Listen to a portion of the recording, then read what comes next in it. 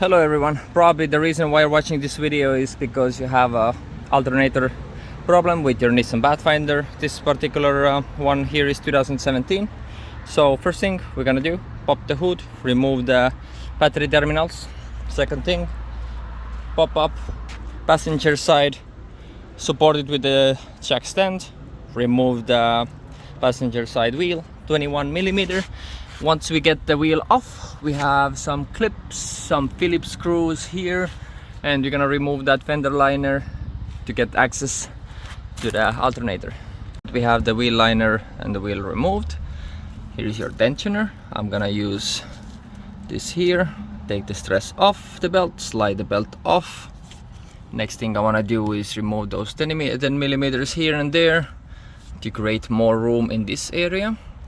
Then I plan to go ahead and remove this tensioner. There is one bolt there and one up there. Belt tensioner is removed. It's held by two 13mm. I use this to break it loose, and then I use this ratchet wrench to undo it. So this one is off. I have also removed the 10mm here, couple 10mm here holding the oil line, just to clear my way to access the AC compressor bolts on the passenger side. Also remove those so I have more slack to move things around here. I already broke two 40mm bolts from the front of the motor to release the AC compressor from up there and down there.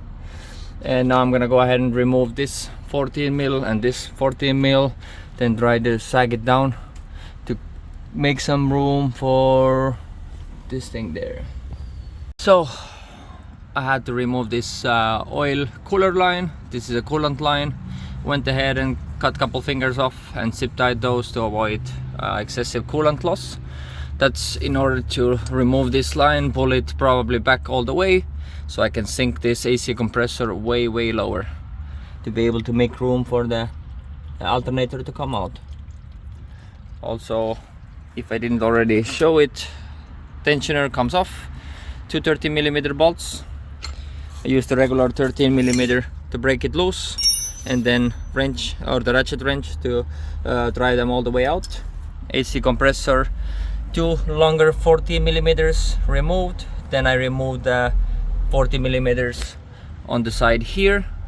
Also loosened the 10mm holding those lines in place.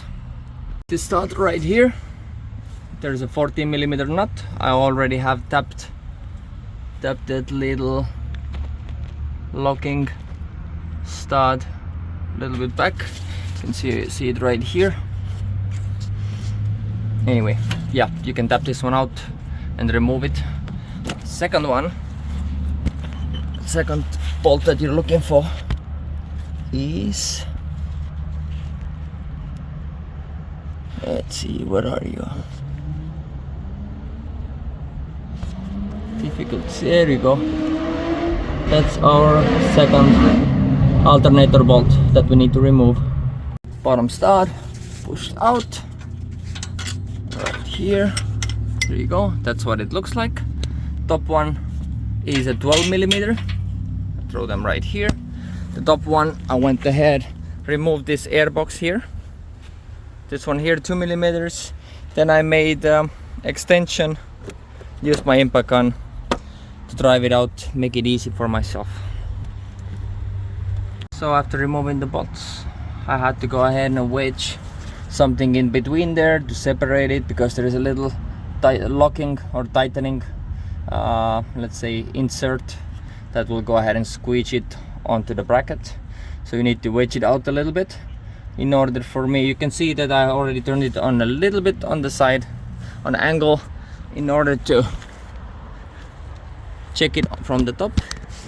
You can see there is, I would say it's possibly a 12mm.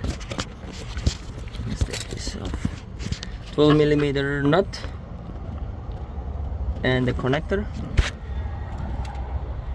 There you go. There you can see the connector that you need to remove, and I'm pretty sure it's a 12 millimeter. I will go ahead and use my extensions to get to it, and then we are on to wiggling out the alternator.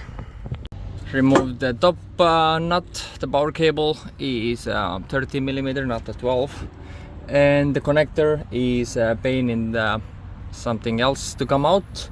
So it was so tight in there. I will try to pry it, but where is it? I don't even know. The connector wiring came out from the connector pin, so I have to re-pin it. Here you go. This thing is so hard, locked in there. This tab is barely working or releasing it. So yeah, my connector is no bueno. Anyway, alternator is out. If we wouldn't have this problem here, it would be a pretty easy job. But going back in reverse order. Have fun. Thank you for watching.